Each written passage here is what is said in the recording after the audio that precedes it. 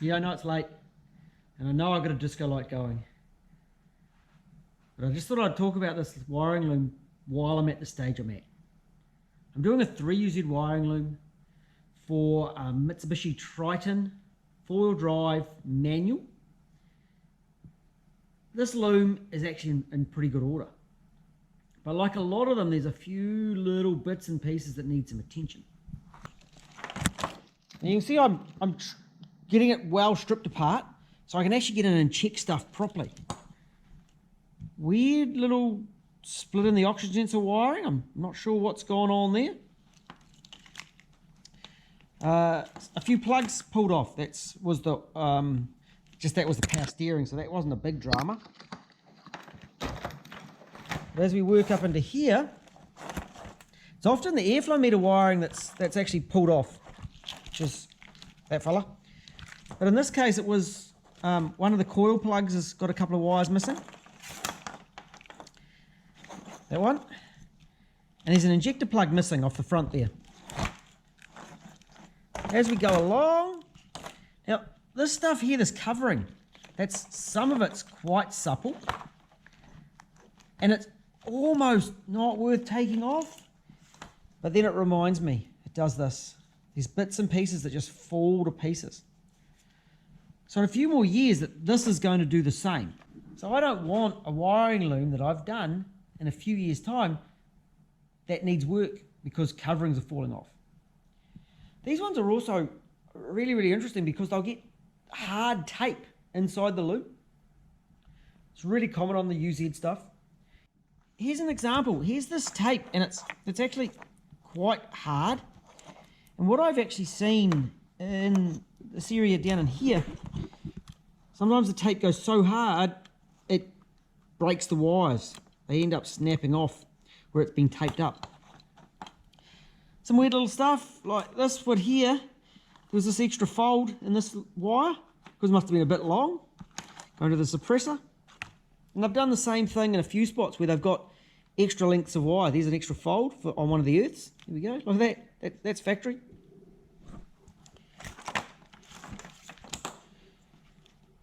The oil pressure wire that's had a bit of a someone's been chewing on it. Broken plugs, crank sensor. There's that'll be the charcoal canister, the VSV for the purge. That's broken. There's the one for the AVIS that's broken. But in general, this loom's pretty good. It's one of those looms that's just on edge, you know. But when I start pulling it apart, it lets me know that there are issues. And often, guys are doing looms like this, and when they get them back or they don't go through it like I do, and they do give trouble for them. Another really interesting thing that's often catches guys out on 3UZs is over by this ECU here, where the ECU plugs are. These two.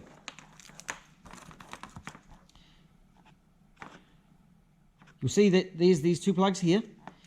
There's another one there. These two are meant to have a joiner on them, and this is meant to have the similar sort of thing. That's the earths, so I'll join those earths together. But these ones, I'll show you what they look like. Here's another spare test loom. You see it's got this joiner thing here. So inside that, there's different banks of joins to join the wires together.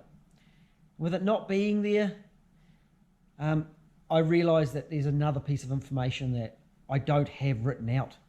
It's in the diagrams, and it's shown in the diagrams, but I don't have it transferred into my own hieroglyphics that I understand. So that one's going to take me a few moments to map out so I know where it's at, where it's going.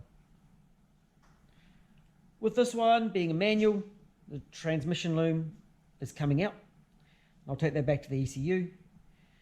The ECU is getting a reflash, and I'll probably put some upgraded maps in it to make it go a bit better.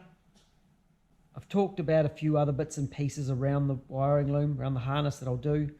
Things like putting a temp sensor wire in, because they don't have one, through the multiplex or the CAN bus. So I've got a bit more work to do in here.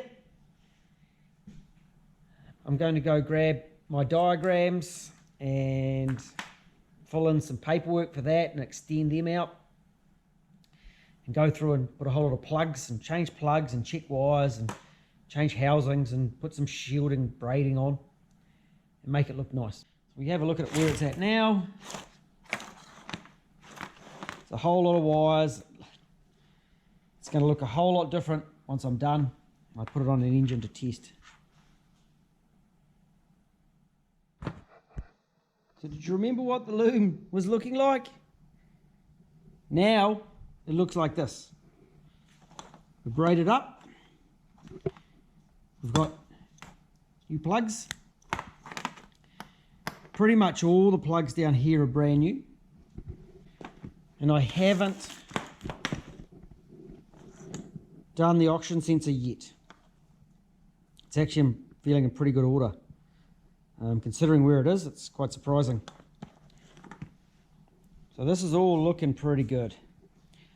Some of these plugs, I tend to keep the old plugs, and a lot of them, they don't look too bad, but when you go to touch them or do anything with them, they just totally fall to bits. The little lock tabs inside fall to pieces, or you touch the tab and they break. So that's why I go through and do them. This engine would be around 2000, so 20 years old. And this way, hopefully it'll be good for another 20. Or instead of giving problems in a couple of years' time when someone has to do a starter motor or anything like that. This way, the loom will just unclip and you can work on it no problem. Or work on the engine without a problem. Unplug the coils. And I think it's funny when guys do a conversion and then get stressed about undoing the injector plugs, or there's lots of broken injector plugs. There's no need for it. Replace them. I got boxes of them. Boxes and boxes of them.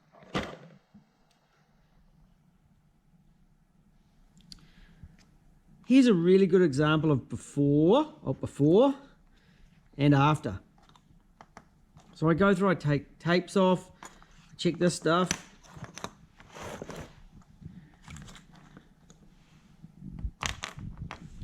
And here's an example of some connectors.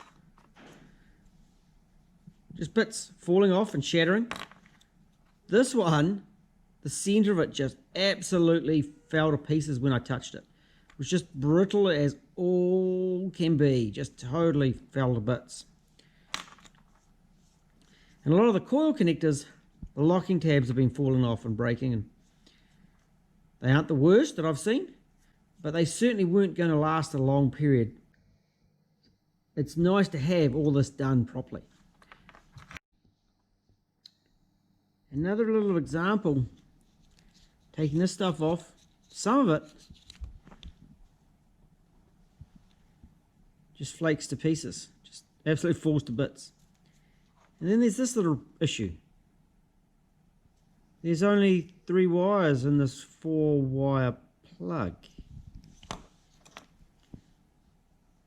It's actually gone hard and broken out the back of the plug. That's better, eh?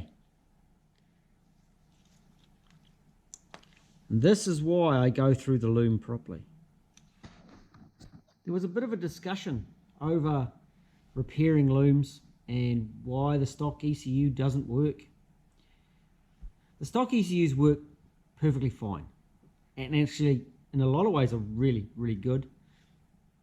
And when set up properly, when the looms are checked over properly, but just like an aftermarket computer, the wiring needs to be good. I see stuff ups with aftermarkets, I see stuff ups with stock ECUs. I get the wiring issues that other guys can't solve. So I get to see a lot of the really ugly stuff. As a result, I've learnt to watch what doesn't work, and it makes me strive to be better and better and better. I like to know what each wire does. Same as with an aftermarket computer, I want to know what the signal is, where it's going, what it's doing. And I'm going to keep learning and keep making this stuff better and better and better. Right now though, there's a 4-wire plug with 3 wires in it. That is my main focus. So the 3UZ loom is looking like this. And I'm down to this area here.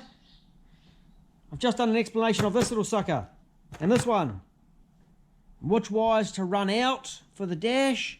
Done that. And I'll do an explanation on pedals as well.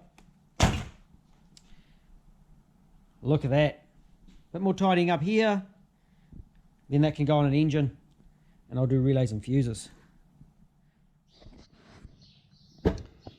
Here is my setup that I use for the 3UZ to give it a reflash.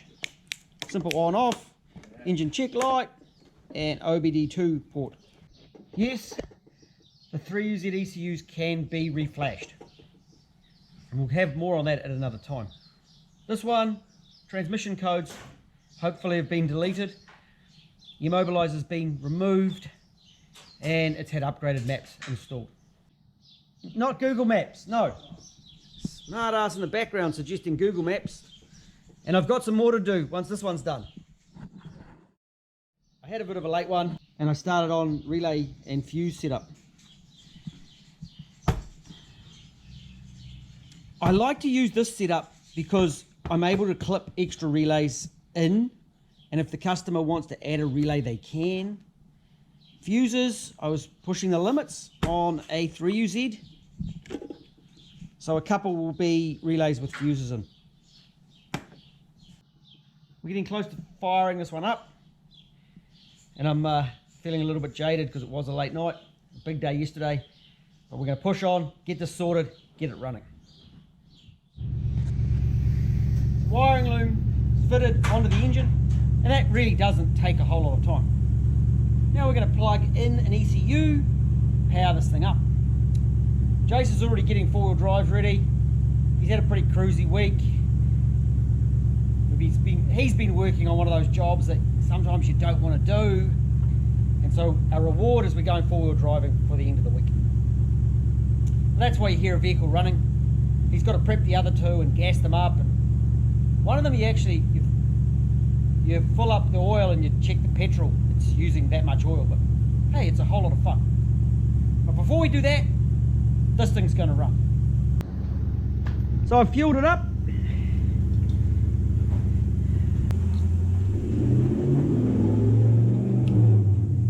Main power into the whole system. And we plug the ECU in. 1, 2, 3 plugs from the engine loom, 2 plugs from the relays and fuses.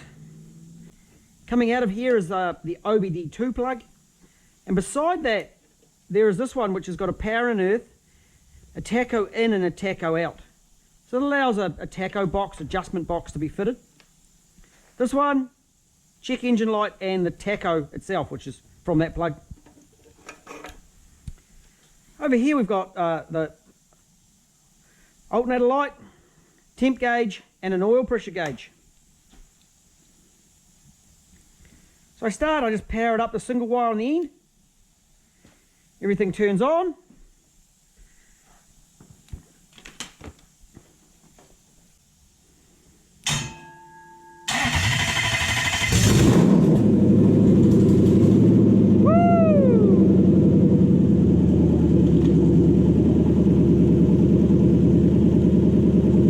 Pedal,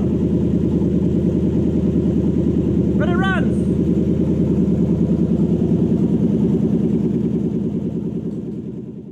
So that was its first start. I got to plug my scan tool in and find out why I've got no accelerator pedal. I fixed the throttle, and I'll actually do a video at another time because this isn't the proper throttle. This is a Hilux throttle, and it appears that today I proved the theory that if you wire a Hilux throttle to the same pinout as a LS430, it doesn't work. But no damage was done, so we're good. It was late, okay? It was late. So I give it the voltage. Yeah, give it the voltage. Like that. And then I give it the brum brums here.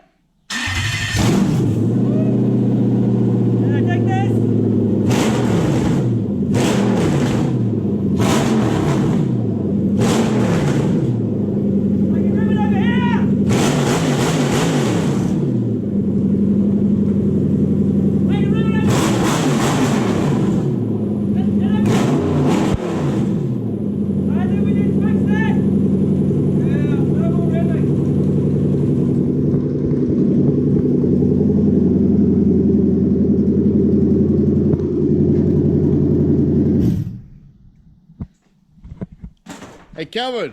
I said that wouldn't work. It didn't work. But it goes. Look, brum brum. Yeah.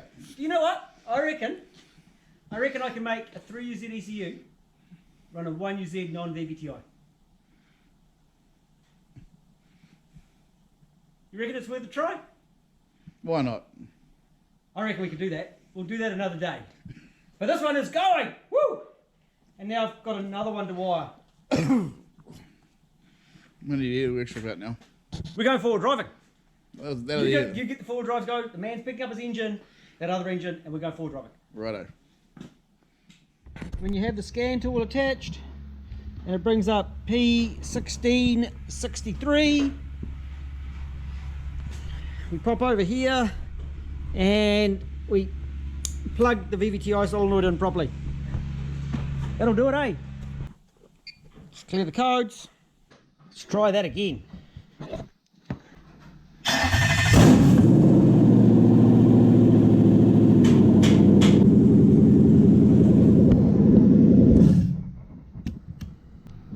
So that's a 3UZ running without any fault codes.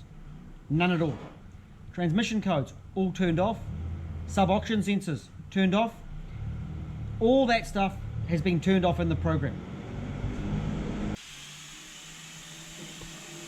So I've changed and I've got it attached to my phone via that dongle there.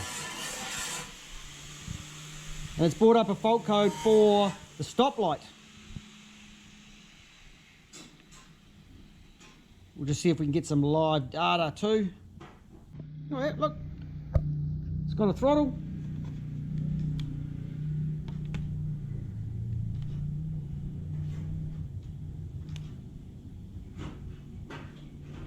I'll just explain, I've also put a fan switch in. Right there. So I've got wires for a fan switch. There's about 500 millimeters of wire up in here. So that can come out to a fan switch on the radiator to control that relay there. Oh yep, clear the faults, we're good. I'm going to chat very quickly about tachos. With a lot of them, if you're putting it into a vehicle that was a 4-cylinder and had a 4-cylinder output from the computer drove the tacho, it might be okay. This one, they tend to be really, really close. If you're putting it into something that the tacho came from somewhere else, or had a computer-driven tacho and you're running a non-VVTI engine, you might need a different little box to convert it over. I've used Dakota Digital, I've used ones that are available locally, I've used other signal modifiers, I've got lots of little different boxes that will do that job. With a signal, so they need to, sometimes you don't just need to change it from a different number of cylinders, you amplify the signal, modify that signal. So I find the Dakota Digital boxes really good, but I'll put a different video for that stuff another day. But as I sell my information on wiring some of these, behind the scenes there is a lot more information with my wiring instructions that isn't released publicly. So that's why sometimes there's little details missing out of my videos. So this one's all running. The customer's on his way to pick it up. And then hopefully Jason will have the accelerator pedal actually repaired in the Suzuki, and we'll be able to go four-wheel driving for the afternoon.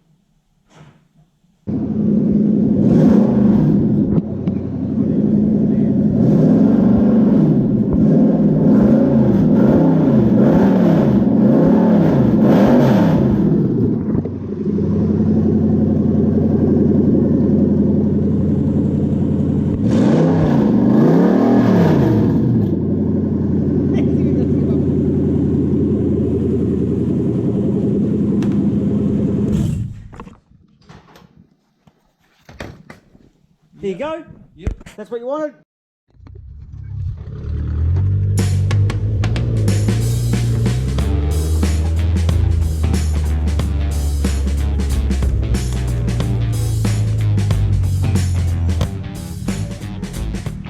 Jason's already in the wrong hole. He's got to go high. drag strips, this off-roading thing. Come on, mate.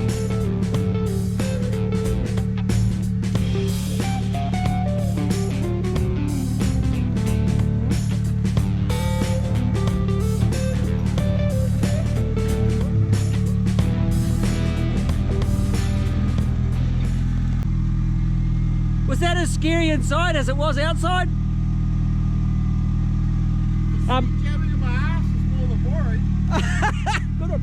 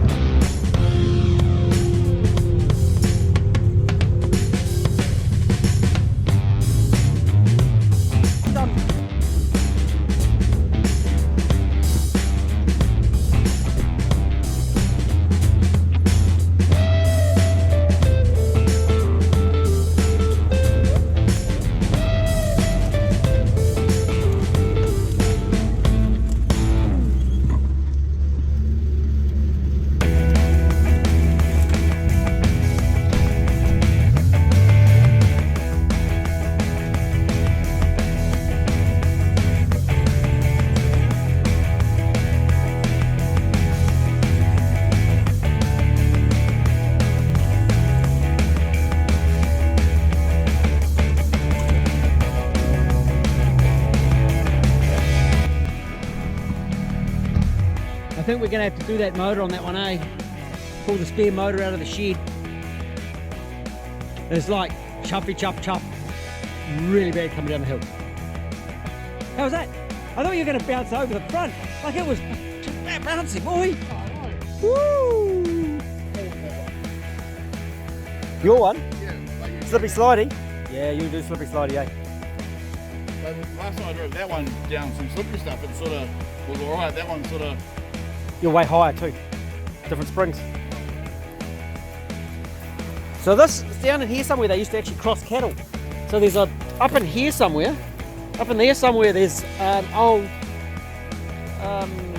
water wheel.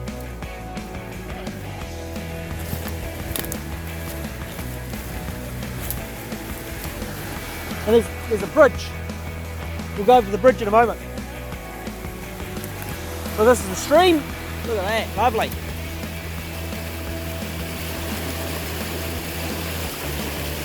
This here's the bridge, right? So this used to service the farm.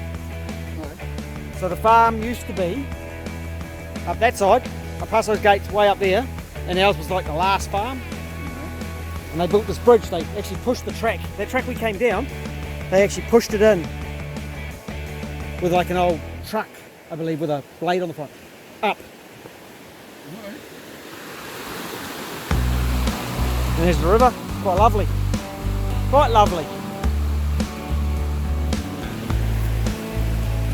This would be a good spot for a tent, eh?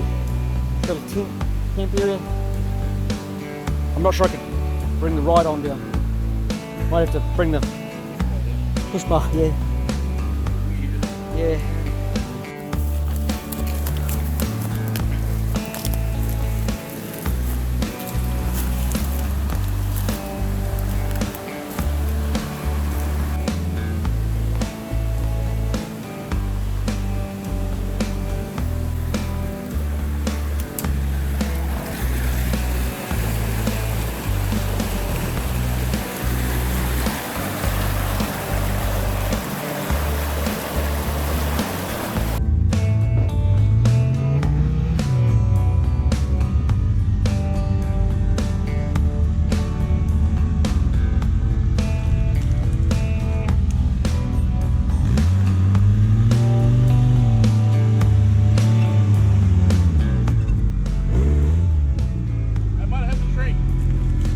Hit that tree several times.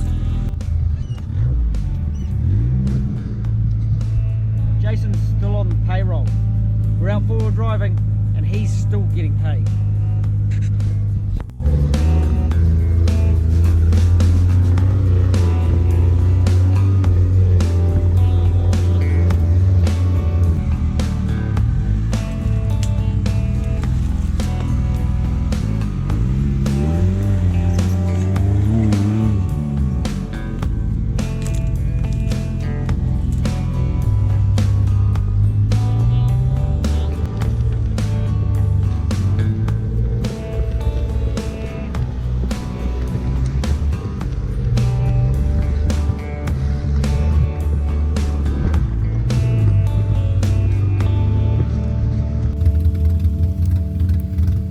was so close.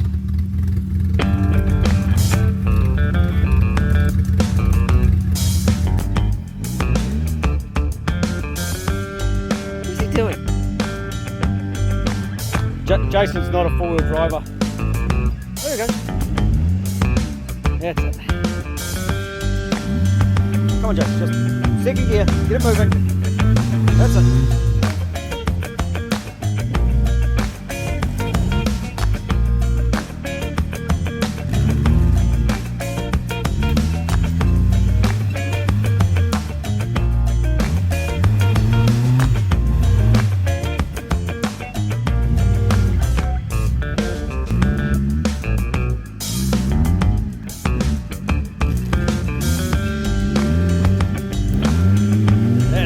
That's it.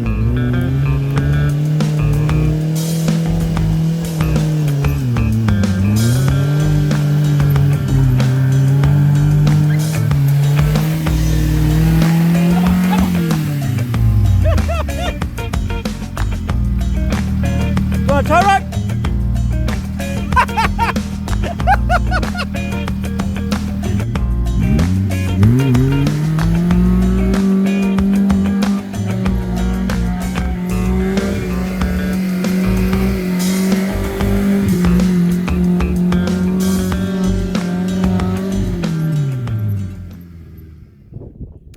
Look at that. I think it's time to call it a day. Call it a week for you. Look at that. It's lovely, eh? Sun's going down. I'm going pig hunting. Yeah. Suzuki's have taken a hiding. Taken a beating. Poor little Suzuki's.